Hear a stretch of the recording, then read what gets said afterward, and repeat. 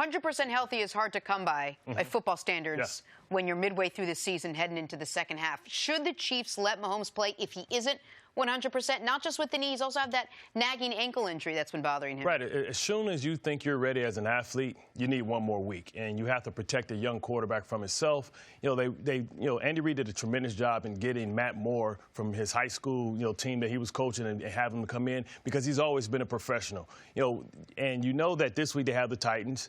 You lean on that run game like you did last week. Matt Moore last week, 25 for 35, efficient, 275. But then, Tyreek Hill stepped up and was able to stretch the football field. Sammy Watkins came through with 63. And you have to understand that you have to see the greater picture. You have to explain to him the greater picture. We don't, right? Yeah, to Mahomes. We don't want you to come back like Saquon did and struggle for 2 games because you know that it's almost Charger season. Charger season is 2 games away, and then you have your bye. Chargers are always a trending team in the second half. They're starting to figure it out. You want to make sure that you win your division, make sure that you can host maybe 1 game. But it's one of those things, like when the Yankees came down to the end, do you want to go into the playoffs healthy, or do you want to go in making sure that you can try and get the best record? You know that New England's going to get that and is going to have to run through Gillette Stadium. You just got to say, you know what, it is what it is, but we're prepared this year to go in and compete a little better. Well, you got to weigh what's going to happen in the short term versus the long term, but they also, as an organization, have to take a big picture view because Pat Mahomes is going to be the starting quarterback for the Chiefs for the next decade and a half. So you don't want anything to happen that could potentially jeopardize that. I think the medical staff has to ask themselves, are we doing the best that we can in terms of mitigating the risk of re-injuring the dislocated knee or for him going out there and hurting something else because he's compensating? So I think all of those have to be considerations before they come to a determination on whether or not they're going to have him play.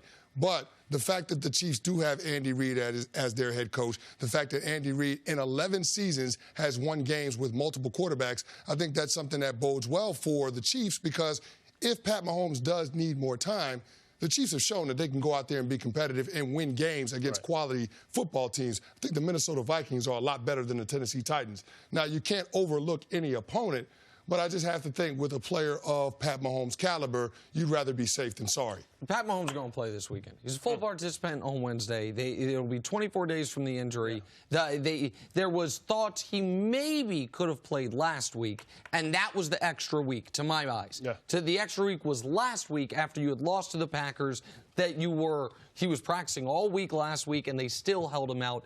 This is now 3 weeks from the injury, plus it happened on a Thursday, so a little bit extra time. He's going to play. You mentioned that you maybe can get 1 home game. The Chiefs are going to be favored in every game the rest of the way except for at New England. They are going to have to win at New England at some point this year, either in the regular season, which all of a sudden could put the 1 seed back in play because that would be New England's second loss. Kansas City only has 3 and you have the tiebreaker. Or if you lose in the regular season, you definitely are going to have to go to New England in the playoffs. So at some point, you're going to have to win in Gillette. I think the Chiefs right now are in an incredibly advantageous position because they have, when the 2 weeks Patrick was out, they got the running game going a bit. They were in that game against Green Bay. Up until a late fumble in the 4th quarter, it looked like the Chiefs potentially were going to pull off an upset in that game. And if Andy Reid had been a little more aggressive, down 7, instead of punting the ball away in near midfield with 6 minutes left, going for it on 4th and 3, they maybe do tie that game up.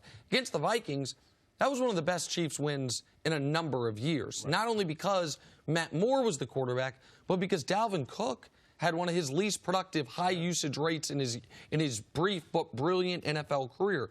The Chiefs also, you got to keep in mind, they lost their left tackle early in the year. He's not back, but he'll be back soon.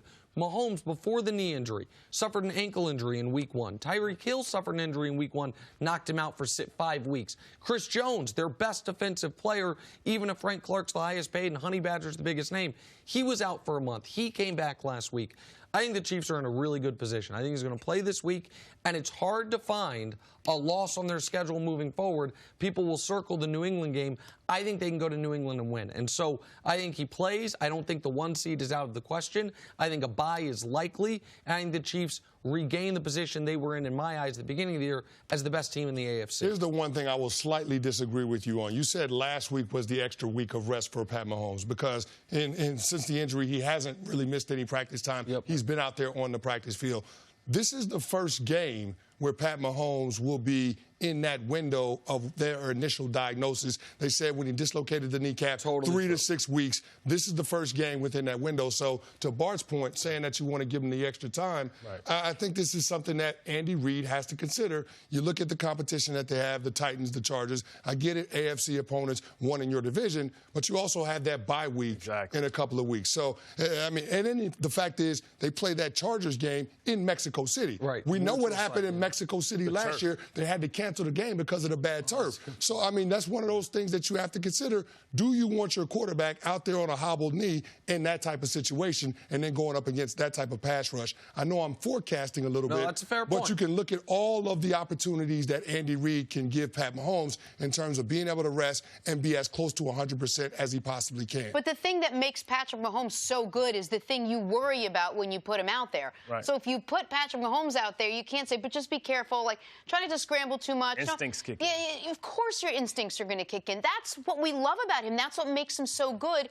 If you're Andy Reid, do you put him in but at 75% and say, hey, you got to see if you can try to control yourself and stay in that pocket? I don't think you put him in harm's way. We saw this earlier with Saquon. Remember they were saying he was a mutant and he was talking about Wakanda. He wouldn't have got the vibranium and all that stuff. And then when he got in the game, he was hobbled. It was one thing to feel good physically. It's another thing to be prepared to be able to carry another man's weight, a 300-pounder's weight. Somebody else falling on that ankle or falling on that knee. You talk about compensation. And when things aren't properly healed, you hurt other things. So he was fortunate enough that he didn't have any ligament damage with the knee dislocation, but it allows also the ankle to heal up as well. Yes. And that's a big thing that you worry about because you want him mobile, and he's a guy that will get out of the pocket. If you can steal 3 weeks of rest, and he'll be chomping at the bit, and you want him to come back, and you may want him to have to wear a knee brace or something like that to be able to go forward. I think he will wear a knee brace. Here's one thing Andy Reid can do, and I imagine he will do.